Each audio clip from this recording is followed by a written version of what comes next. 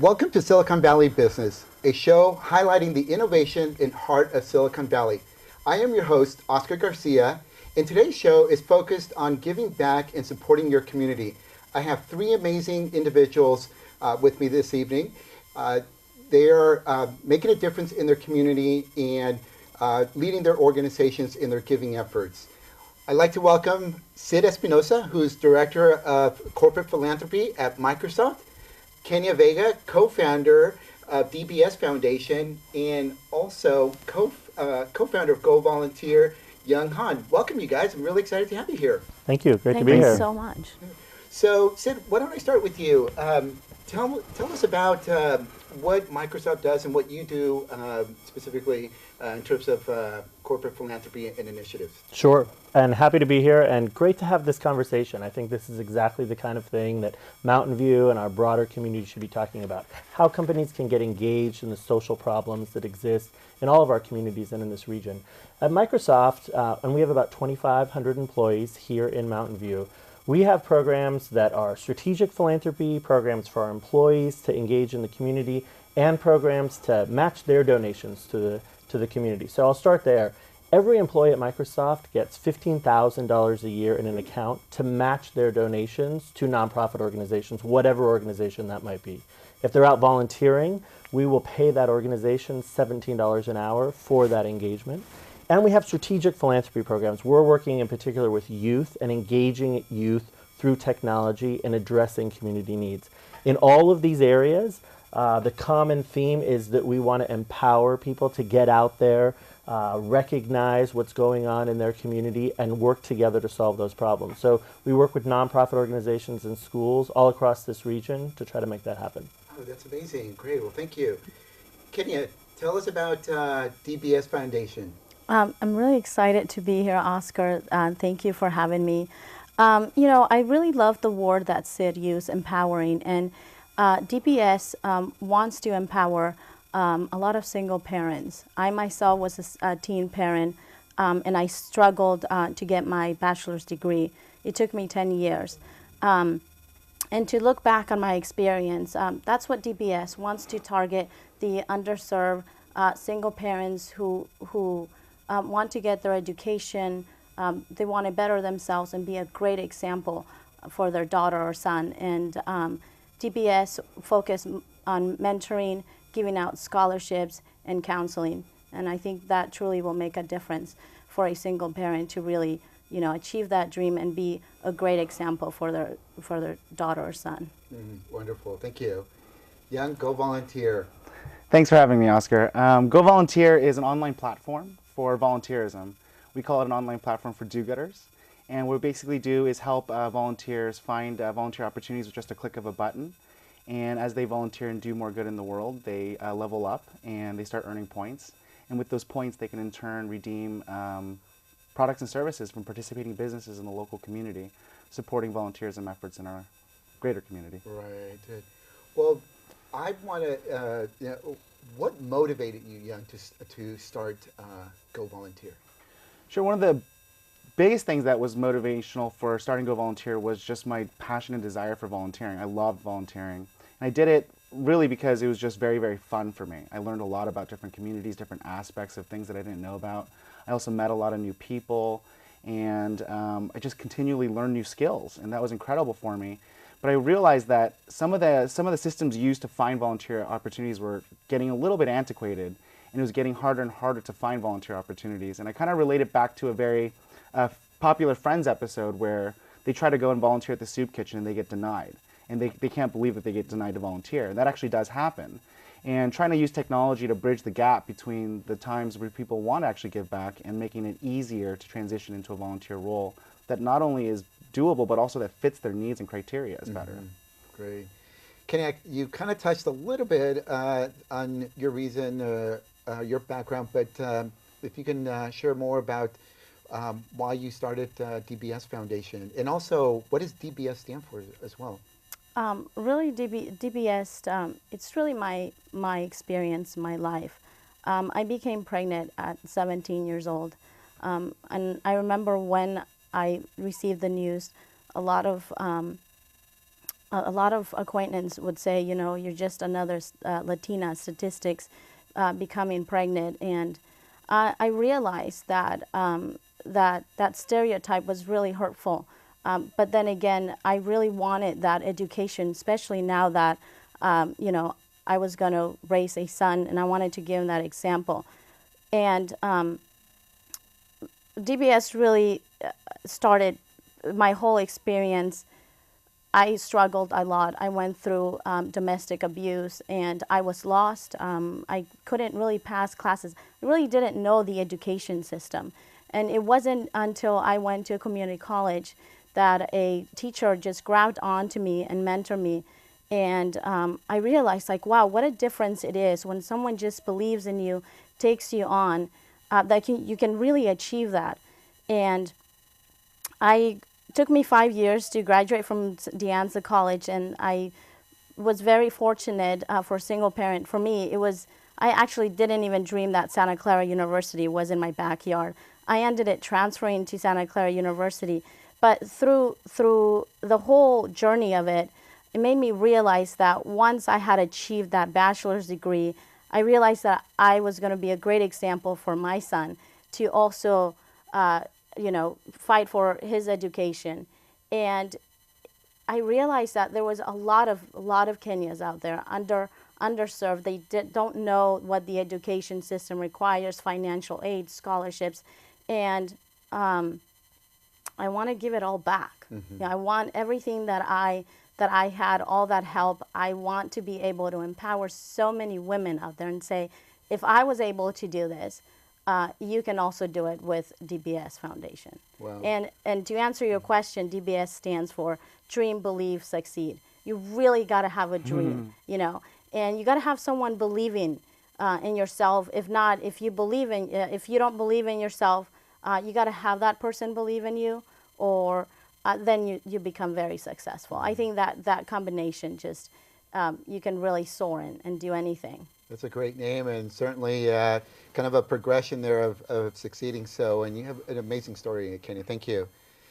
Sid, what about what motivated you to get involved in the corporate philanthropy side of? Sure. Well, I don't know how I can follow such an inspirational story, but I will try.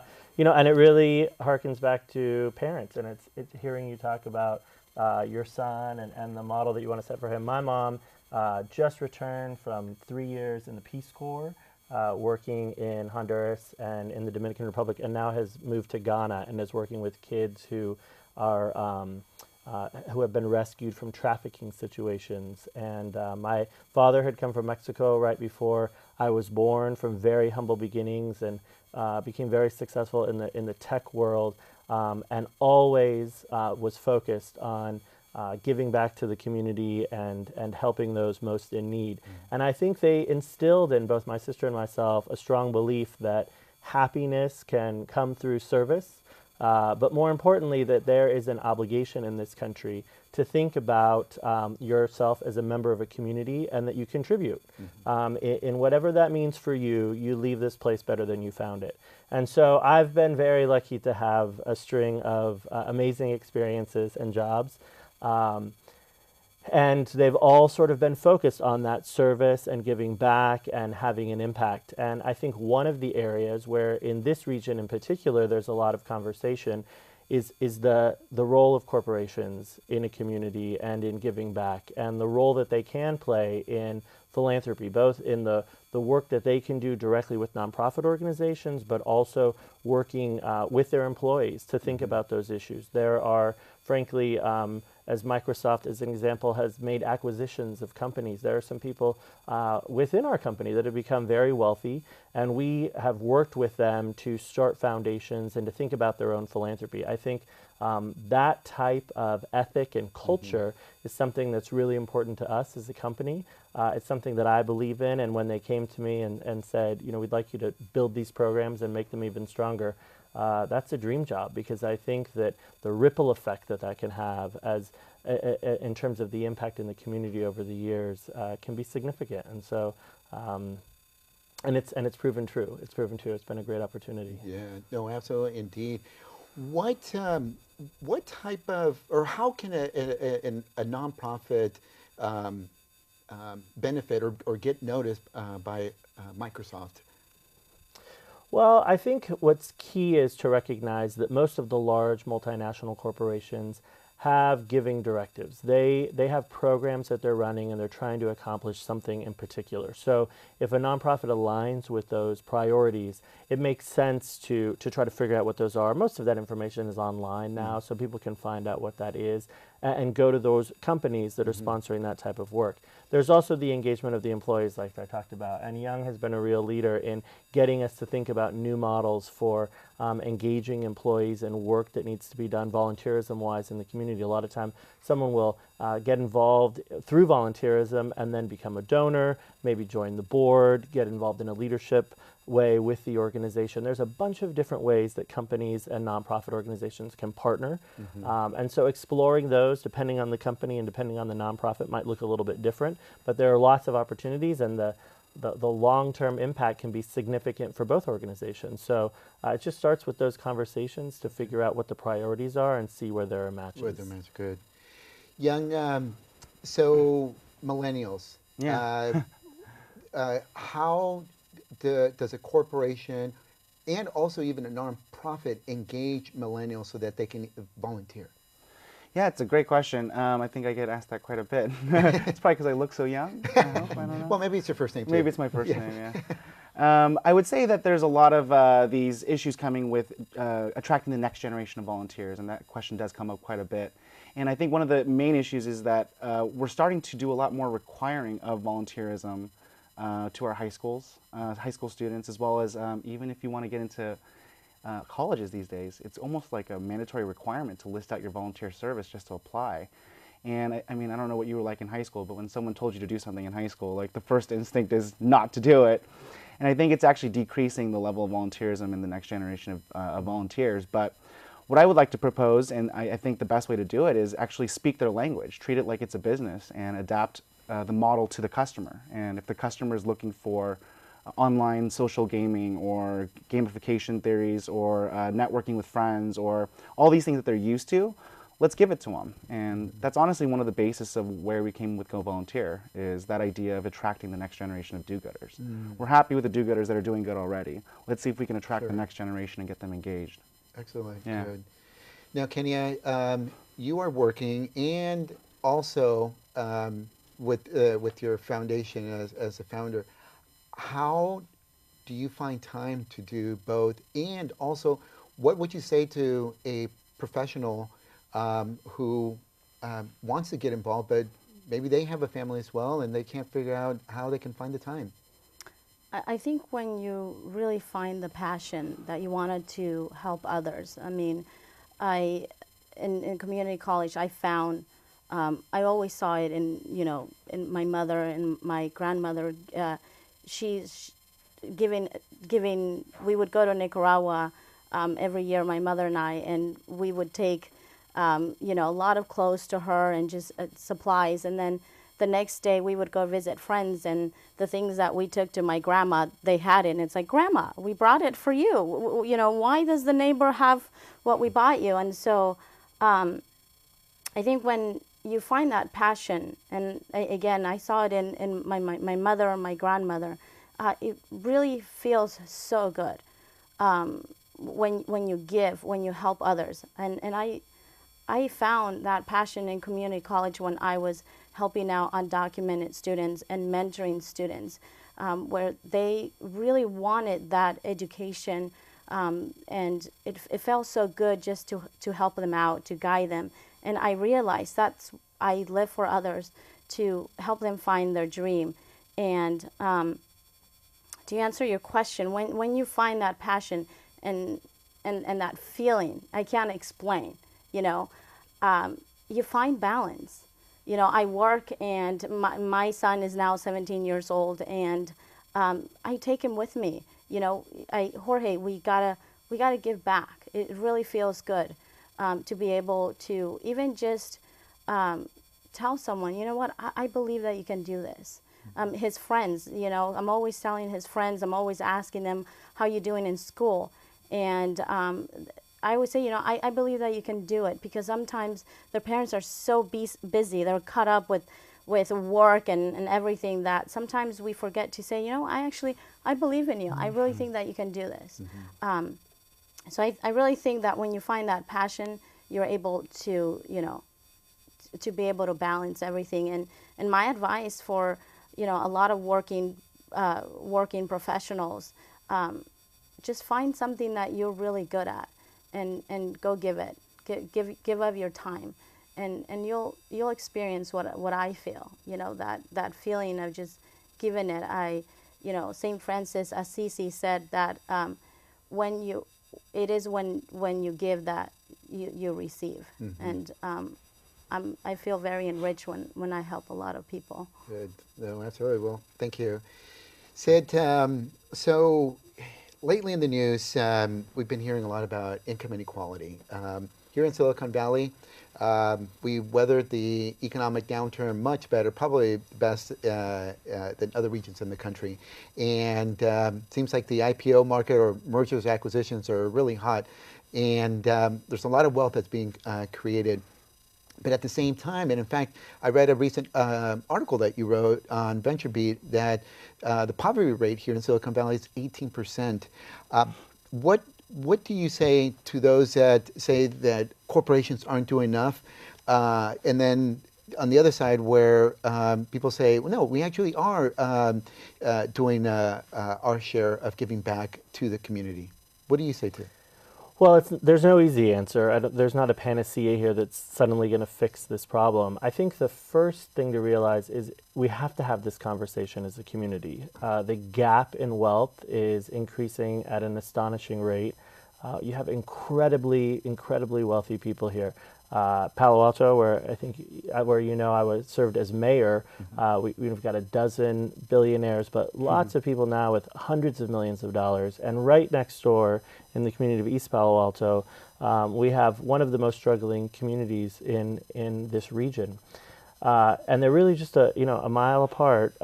You have this incredible inequality.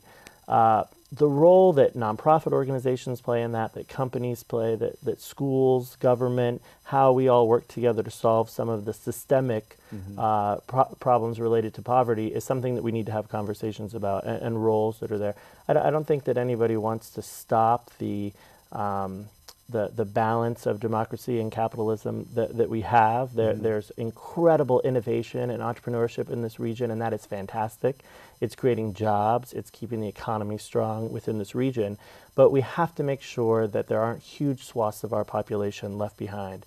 And as you may know, in Santa Clara County, we've got about 18% of students dropping out, much higher when you look at communities of color. We are leaving major portions of our population behind, and we're not preparing them for the jobs of the future. I think this is a much broader conversation. We work a lot on STEM programs, science, technology, engineering, math, and computer science programs. When you look at the jobs that are going to be available to people in the future, the fastest growing job sectors and the highest paying have some component of computer science. Even if you're going into a medical field or construction now, there's computer science as a component of that. But only 5% of American students, by the time they graduate from high school, have any access to computer science education. And in communities of color, that number is much lower. We have to address these kinds of problems and it starts with conversations like this. It starts with talking about the fact that this is an issue and how are we going to work together across sectors to solve some of these systemic problems. Right. No, I agree with you, Sid. It's coming to the table, the different organizations, individuals that have a vested interest and being open to, like you said, have that dialogue and brainstorm on ways that we can address some of these issues. You're right.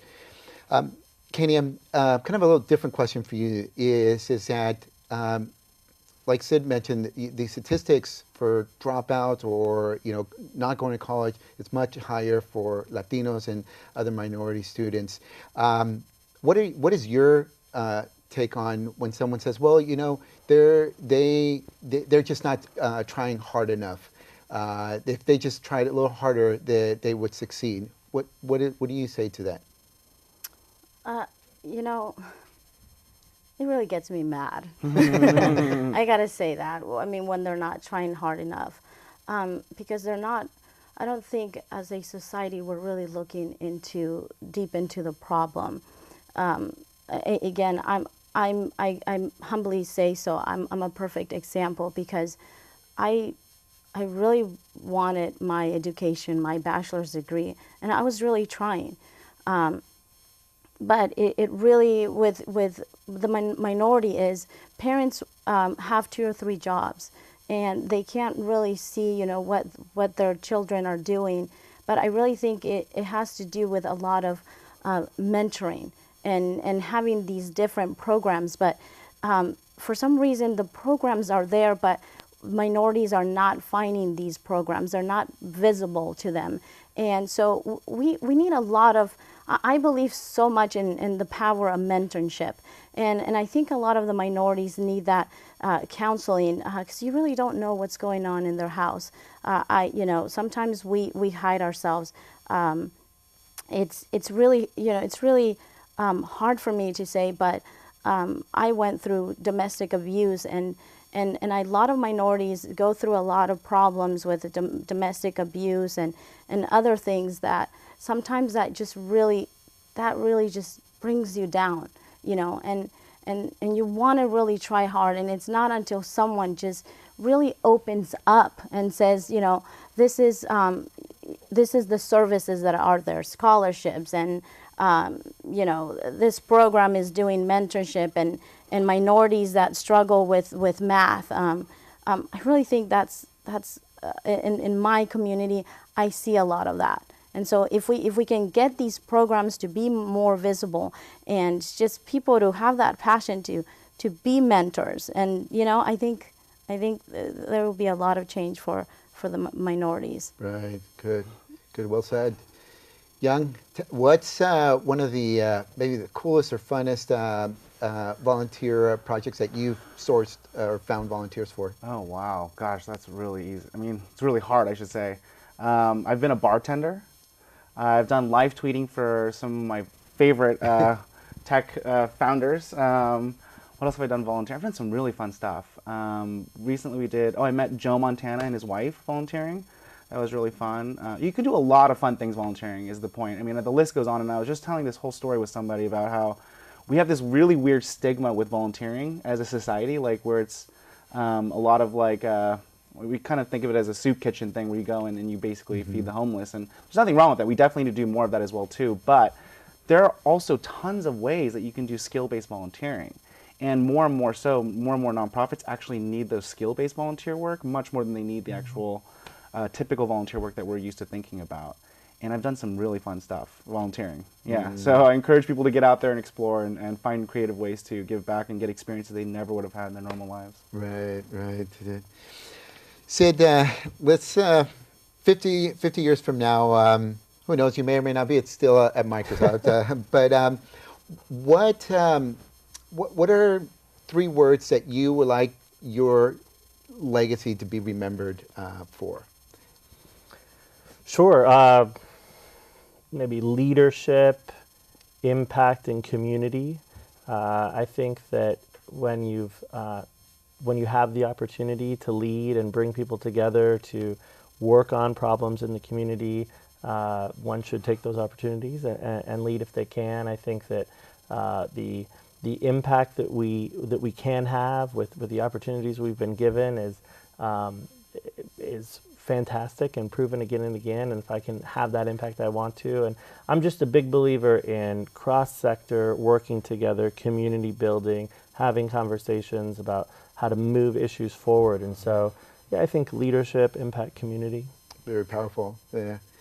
Kenia, Wow. for you? There's so many, and I want to say 3 words, but I want 50 years from now, I want to just be remembered that I just lived for others, that and whether that being, that has so many meaningful that whether, like Sid said, being a leader, or just being someone who I just being a mentor, just different ways that I think you'll be able 50 years from now see what DBS will come, and that I just, pay it forward. That's what I'm doing. And that's what I always want, people to remember me, that, wow, she did it, and she found a way to have this foundation, and she paid it forward, what I went through, and I'm so grateful and so blessed for, all the mentorship that I've had throughout my 10 years of getting my bachelor's, and what I continue, to get. I think mentorship, you always have it in your life. You just have to be willing to say, I'm ready for you to mentor me. Yeah, I can ask Sid, Yes. I need to have mentorship from you and pay it forward. Those are the Yes, pay it forward. yes. Yeah. Well, that's you're doing some amazing work, Kenia, and certainly you are paying it forward. Thank you. Young, how about for you? 50 years from now, yeah. I wish people remembered me as a professional do-gooder. Professional That's do. it. Take it how you'll take it. No explanation needed. Yeah. You already are. You're doing some, okay. Well, last question here is, who is someone in your life that has really had a tremendous impact in the work that you're doing? Yeah, I'd definitely say my parents, as I mentioned, have just been real inspirations in the fact that you take life as you got it, and then you make this community a better place if you can. And they have led by example and are really changing the world and their communities in their own way. So my parents. Good. Kenia. I have to say, definitely my mother. I really learned from her what hard work is and what it will get you, and her integrity with everything, being a mother, a wife, a friend. And I definitely have to say my son, because it was frightening being pregnant at 17, but I realized that I became a better person. He's always pushing me to become a better person, and a mother, a friend, a sister. Just he really inspires me to go on and do DBS. Good. Well, good. Young, last 10 seconds. 10 seconds. Well, then I'll just say my mom too then. Yeah. Love you, Mom. I will say that Jeremy, I don't know if you guys know, but I used to be the manager of the Castro Street Starbucks here in Mountain View, and I hired a gentleman named Jeremy several years ago, and he's the reason why I started volunteering, actually. He inspired me to volunteer, and it's kind of hard not to start changing the perspective on life when you see someone with so many challenges faced against them that still finds the time and heart to give back. Well, good. Well, I want to thank all of you for being on the show. Thank you, Matt, for sharing your experiences, and congratulations again for the amazing work that you're doing. Stay tuned. Next time we will have Google self-driving car on our show. So thank you very much again. Thank you. Thank you.